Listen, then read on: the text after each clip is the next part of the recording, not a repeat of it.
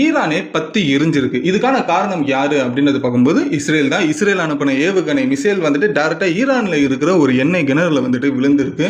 So அது விழுந்து வெடிச்சதுமே obviously அது ஒரு எண்ணெய் கிணறு ஆச்சு. ஸோ கண்டிப்பா வந்துட்டு பயங்கரமா வந்து வெடிக்க ஆரம்பிச்சிருக்கு. அதுக்கப்புறம் மிகப்பெரிய ஒரு தீ விபத்து அப்படின்றது அப்படியே பரவி இருக்கு. ஸோ இதனால ஈரான்ல மிகப்பெரிய ஒரு இடத்துல தீ அப்படின்றது பரவ ஆரம்பிச்சு ஈரானை எரிஞ்சுக்கிட்டு இருந்தது. ஸோ எக்கனாமியா அதிகமா ரெவென்யூ வர ஒரு விஷயமே வந்துட்டு இந்த ஆயில் ரிசர்வேஷன்ல இருந்து தான். பட் அந்த ஒரு ஆயில் ரிசர்வேஷன்லேயே வந்துட்டு இஸ்ரேல் வந்துட்டு தாக்குதல் பண்ணதுனால ஈரானோட எக்கனாமி இதனால சரியாப்படுமான்னு சொல்லி ஏகப்பட்ட கேள்விகள் இதனால கேட்கப்படுது. ஸோ இஸ்ரேல் வந்துட்டு முக்கியமா வந்து ஈரான் எங்கெங்கெல்லாம் அடிச்சா வீக் ஆவாங்களோ அதை பிளான் பண்ணி அட்வான்ஸ் முறையில் அட்டாக் பண்ணிக்கிட்டு இருக்காங்க இஸ்ரேல். ஸோ அதில் எந்த ஒரு டவுட்டுமே இல்லை. ஸோ இப்போ பதிலுக்கு ஈரான் வந்துட்டு இஸ்ரேல் போதும் போதும் சொல்ற அளவுக்கு தாக்குதல் பண்ணியிருக்காங்க நேத்திக்கு. ஸோ இந்த ஒரு டீட்டெயில் தான் இந்த ஒரு வீடியோவில் பார்க்க போகிறோம். ஸோ இப்போ 2 நாடுகளுமே வந்துட்டு சைரனை ஒலிக்க ஆரம்பிச்சிருக்காங்க. ஸோ சைரன் அப்படின்றது ஒரு நாட்டில் ஒலிக்க ஆரம்பிச்சிச்சு அப்படின்ற